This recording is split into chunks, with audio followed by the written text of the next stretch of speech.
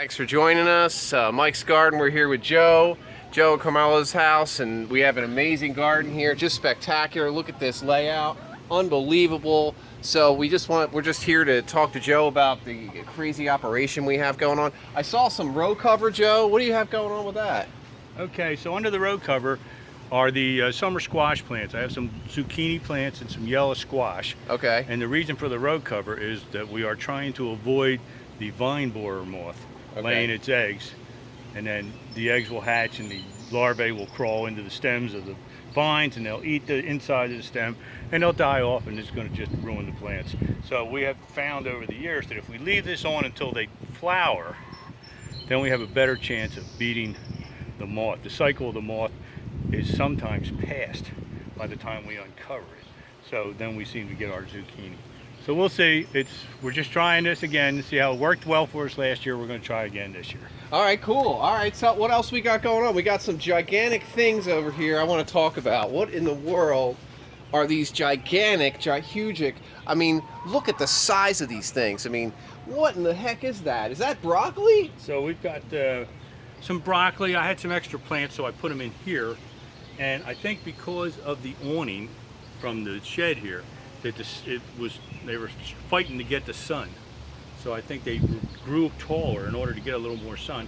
So they're just stretched out a little bit, and I think it's just because they're having a little trouble finding their way to the sun. Because the broccoli on the other side of the yard, normal sized broccoli plants and good sized broccoli heads. So it's still nice. There were extra ones, and I had a spot to put them, so I just stuck them in.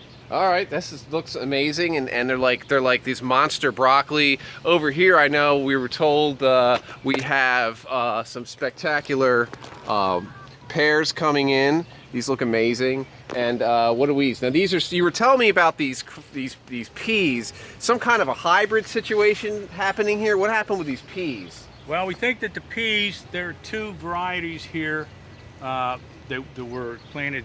It was last year or the year before. Sugar snaps and an Oregon sugar pod, like a snow pea. And because I just took seeds, I let some go to pod, I'm sure, or go to seed, and I'm sure that the bees cross-pollinated the things. And so I just took seed and I planted it, and I just called it a combo pea, and it has grown, and it does seem that the peas have the characteristics of now both peas. You get the peas that are inside or have gotten plump and have a nice sugar taste to them. You've tried them. Spectacular. But yet they have the long, narrow pod of a snow pea. Now I don't know if this would really count as scientifically as a hybrid. Yeah, but right. It seems to have happened here, and we're enjoying what's happened here from these. So the taste is great, the texture and the crunch is great. So we're really enjoying them. Oh man, it's like candy. And then we'll be growing these again in the fall. All right. So in about 5-6 weeks, we'll plant these again for the fall. Okay, this is amazing. I mean, this is a spectacular layout. I mean, look at all this stuff. It just goes all the way back. There's fruit trees back in the corner. We have peaches are growing. We have this amazing grapevines. Look at the little immature grapes. Yeah, the grapes are doing well. I just trimmed these. I'm not sure exactly what the routine is for these. Some of the things I've seen and read, I trimmed them like around Memorial Day, and then I'll wait another month, 5 or 6 weeks, and I'll trim them again so that we get enough light and enough airflow to help keep diseases down. The light is great for the grapes, and the airflow is good for disease prevention. And then we're going to cover them with a net, because we seem to have, the birds will come and eat them. The birds will eat your blueberries, your strawberries, and your grapes, and among other things. So we'll cover these, and then hopefully like the end of August or September, we'll be picking some grapes. Wow, so we have grapes, we have annuals, of course. Man, we got some herbs here. Man, look at these hugic. Look at that. Wow. There's a whole field of dill over there. Dill over there. Look at there's field o' dill over here. Just spectacular. This is parsley. Where's the parsley? Right here. This is parsley. This is parsley. That's the dill. I'm mixing up the parsley and the dill, because Right. look, there's parsley, there's dill up there. We're hoping to get some parsley seed out of this. To buy annual, you have to wait till the second year. and these have been in. They overwintered, and now we're hoping to get some. I don't need this much seed because I only grow maybe a dozen plants, but still, it's nice. It's nice to be able to get your own seed. Right. You know, it's a good thing. Most of the things that we grow, the garlic is grown from our own garlic. Many things here. The lettuce is grown from our own seed. There's many things we grow. Beans are from our own seed. So we try to collect as much seed as we can. Collecting your I'm own not trying to seed. cheat the seed sellers.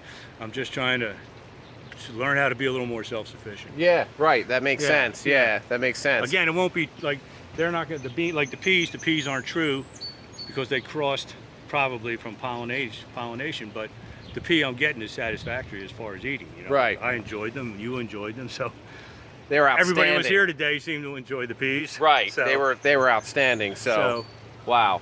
So I'm just trying to, save a little money on seed, but also be self-sufficient, a little more self-sufficient. All right. Self-sufficient's good. Self-sufficient is good. Well, talk about self-sufficient. They have one heck of an operation here.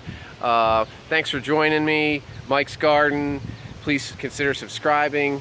Thanks Joe for the tour. Oh, really, thanks, Mike. we all really appreciate it. And And, I should point out, Mike and I have known each other for a long time, and we've had many discussions about growing things over the years. Yes, so we have. This was nice to be able to do this with him.